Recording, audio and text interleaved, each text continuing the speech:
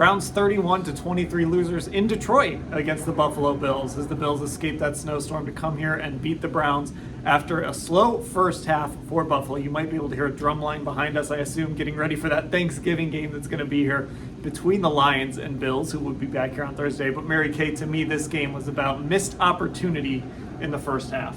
Yeah, it really was. I mean, my goodness, they had a 1st and goal at the 8. They weren't able to punch it in. They only got a field goal off of that. They lost their starting center on the first play of the game. Jacoby Brissett ended up fumbling a snap exchange with Froholt. And, I mean, it was just a game of, like you said, of missed opportunities. They had a dropped pass in the end zone by Farrell Brown.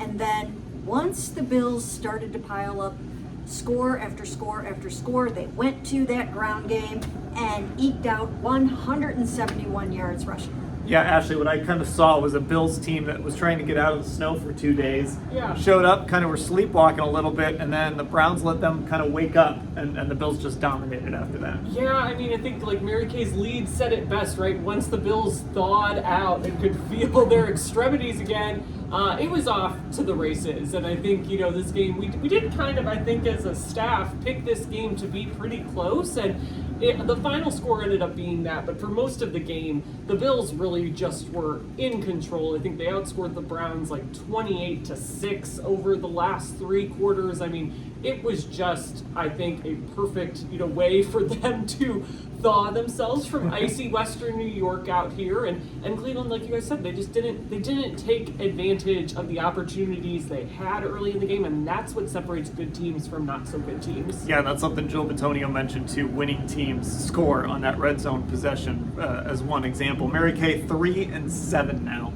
after 10 games, not where they wanted to be. The Baltimore Ravens winners today. They lead the division at 7-3. It's not mathematically over, but it sure feels over at this point.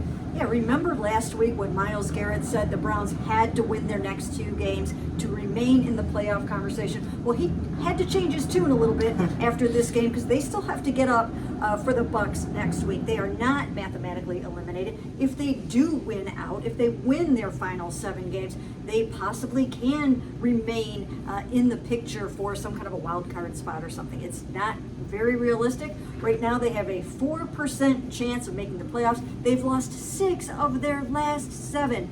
Probably not going to happen, but they have to still talk a good game. Right, and Ashley, they've lost so many tiebreakers too at this point. The Bills are just another one. If they end up in that wild card mess, there aren't many teams outside of the division that the Browns hold tiebreakers over. It's going to be tough if they're going to get back into this when Deshaun Watson returns. Yeah, I mean, I think especially the bye week, wasn't it? Was pretty brutal for them in terms of tiebreakers and what happened throughout the league, and it just wasn't beneficial to them. It reminds me a lot of how the standings shook out last year, where we kept saying, like, the AFC North just wasn't very good last year. It feels like it's going to be really tough to get another team into the playoffs that didn't win the division. And of course, the Steelers snuck in at like the last possible second because of tiebreakers. But I think we're looking at a very similar situation here. Mary Kay, back to the game. The defense today played well in the first half, but then again, Buffalo just came out and started gashing them on the ground, and it looked like the defense we've seen in the past, and we're hearing these guys say the same things over and over. Communication,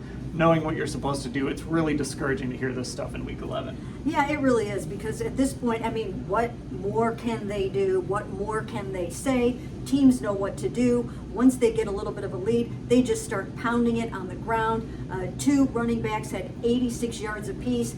They outgained the Browns 171 yards to 80. I mean, Nick Chubb could not run. 19 yards on 14 carries, a 1.4 yard average. So it just kind of unraveled, and Josh Allen didn't even have to be amazing and magical to pull this one off. Yeah, Ashley, we keep waiting for this defense to look like what we thought it could be, what it was in the second half of last year, and it just doesn't happen. Now you start to wonder if it's going to happen.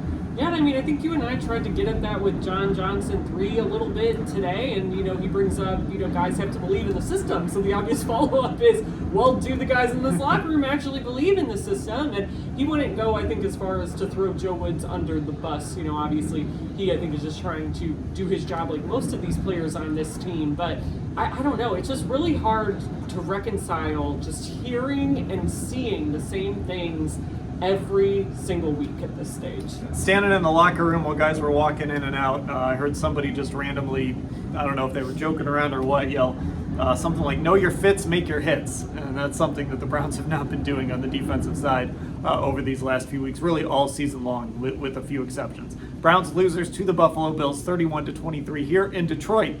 This was weird, seeing the Browns and Bills play at Ford Field in Detroit. But the Bills came in and did what they needed to do and got away with a win over the Browns. We will cover everything that happened here on Sunday, the fallout from this game, all at cleveland.com/Browns.